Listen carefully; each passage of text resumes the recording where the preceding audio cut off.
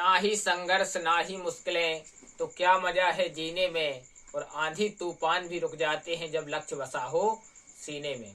एक जंगल में दो पत्थर पड़े हुए थे और मूर्तिकार उन पत्थरों को उठाकर लाता है और वो सोचता है कि इनसे भगवान बनाया जाए।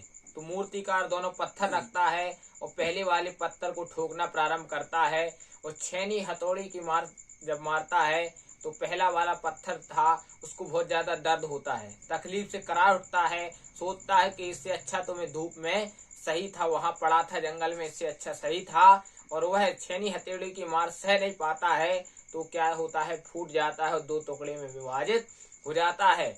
और दूसरे वाले पत्थर पर मूर्तिकार चोट मारता रहता है और वो सहन करता रहता है। अति हो जाती है जब मूर्ति बनाता है भगवान की, तो आंख पर, यहाँ उसकी आंख में, यहाँ ओंठ पर, यहाँ पर बाल में, कान के यहाँ सब जगह से उसको टाका जाता है। बहुत ज्यादा मार पड़ती है उस पत्थर को, लेकिन वो पत्थर दर्द सह जाता है और वह भगवान बन जाता है। कहने का तात्पर्य यही है मेरी माँ, मेरे भाई, मेरी बहन, अगर मेरी बात सुन रहे हैं आप, जैसे अगर वो पत्थर सह गया तो भगवान बन गया, और जिसने नहीं सहा वो नारियल फोड़ने के काम आज भी आ रहा है। कहने का तात्पर्य यही है, वह मूर्तिकार कोई नहीं, मूर्तिकार अपितु साक्षात भगवान है।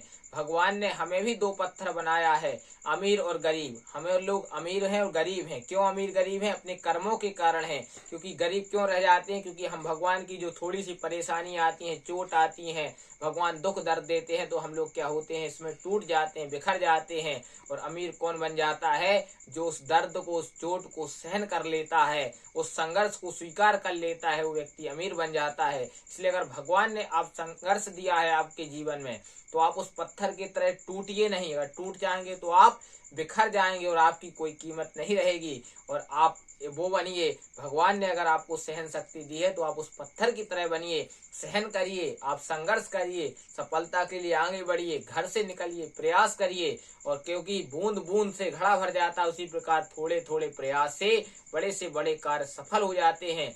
आप ही हैं जो असंभव को संभव बना सकते हैं। संभव की सीमा जानने का एक ही तरीका है, असंभव से भी आगे निकल जाना। इसलिए आपको अगर आज दर्द मिल रहा है, कष्ट मिल रहा है, तो भी आप उसे स्वीकार करके संघर्ष को निरंतर करते रहिए। क्योंकि धीरे धीरे चलकर कछुआ देखो बाजी मार गया, तेज दौड़ने वाला खरहा देखो आज पीछे रह गया। कहने का तात्पर्य यह है कि कछुआ धीरे धीरे चलता है तब भी जीत जाता है। उसी प्रकार आप निरंतर एक एक दिन प्रयास करेंगे तो एक दिन ऐसा भी आ जाएगा जब आप सफलता की श्रेणी में खड़े हो जाएंगे। आप भी सफल होंगे और आपका परिवार भी सफल होगा। आप उठिए, खड़े होइए और सफल बनिए। इसी शुभकामनाओं के साथ मैं आपका गोकर्ण परम पूज्य महाराज आज विदा लेता हूँ। सप्ताह में 7 बार हैं, 8वां बार है आपका परिवार, 8वां बार आपका ठीक रहेगा तो 7वां बार आपके सुखद रहेंगे। जिसने कहा कल समय गया टल, जिसने कहा परसों बीत गए वर्षों, जिसने कहा आज उसने किया राज। प्रेम से बोलो राधे राधे, हरे कृष्णा। मिलते हैं अगले ब्लॉग, अगली कहानी के साथ में।